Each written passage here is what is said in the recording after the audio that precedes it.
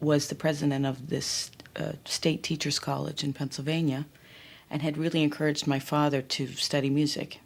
And my father met my mother there, and she was, in fact, the first ever graduate of this school who was expecting a baby.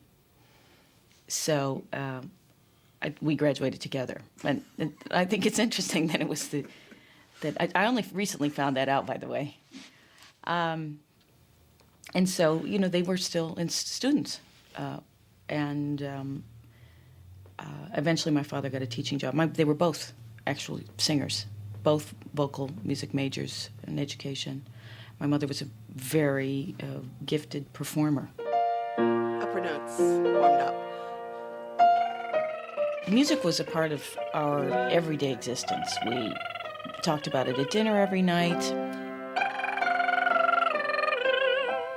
Actually, after we moved to Rochester, my mother got her master's degree at Eastman. And now let's do Oh How I Love to Sing. And remember, on the love, you're going to pretend that you're taking a bite from a humongous apple, huge apple, okay? And you're going to show your upper teeth and your bottom teeth. Okay. And what did I tell you this was called? The what technique? We sang together in church. My father was always a choir conductor. Since we performed in nursing homes, in schools, I always had to perform in whatever musical was being done. In fact, I had the unbelievable experience of doing musicals in junior high school. Enjoy it! I sang Eliza Doolittle as a 12-year-old. Have fun with it! The entire role. I mean, she was a baby. She was maybe 12 months old, maybe younger.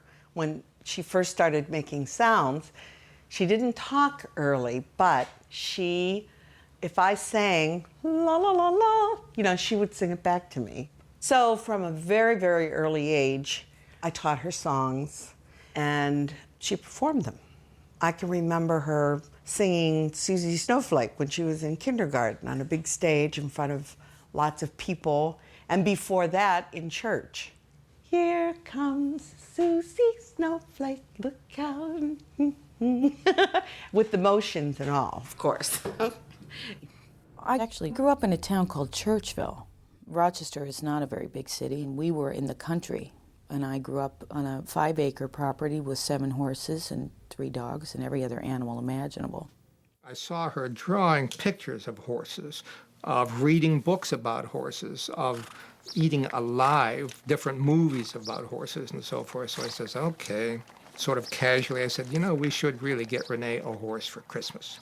So we went out shopping, and we weren't really very well off financially, and we found a horse that we paid $75 for.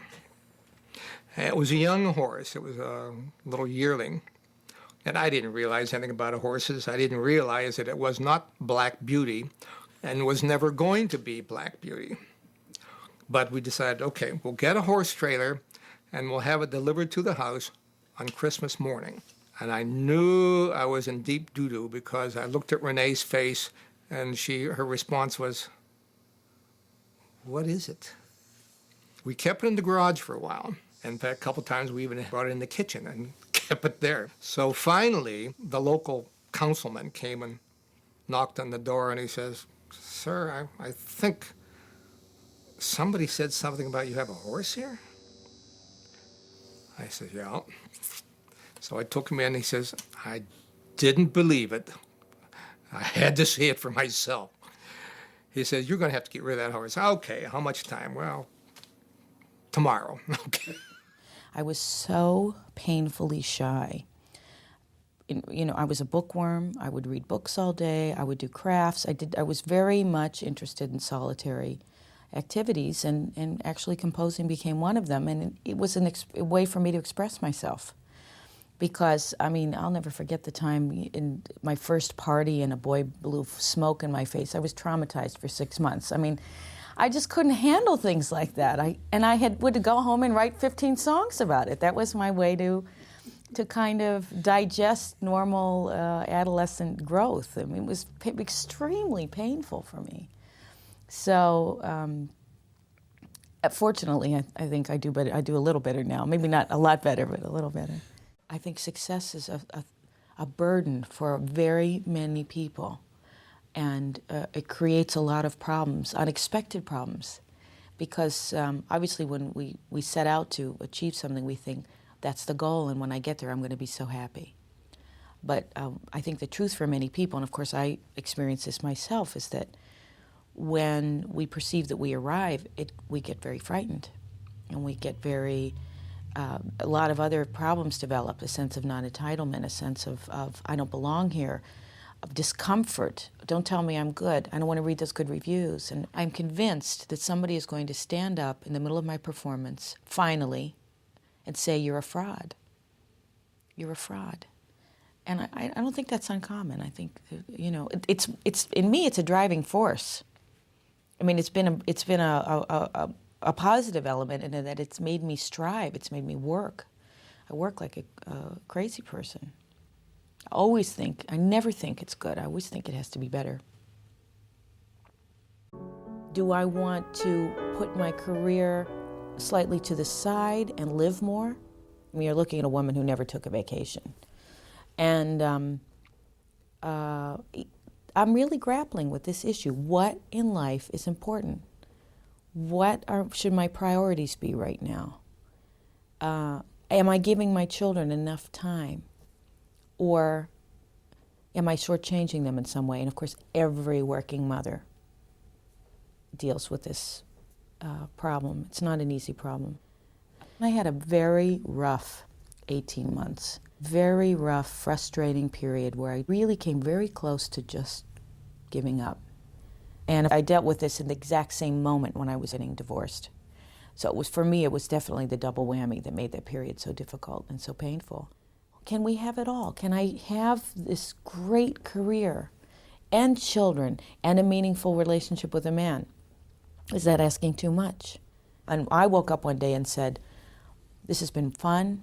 I've accomplished a lot. I've done a lot already in my life, and I really want to look for a teaching job in some place and live a quiet and raise my children and be a mom.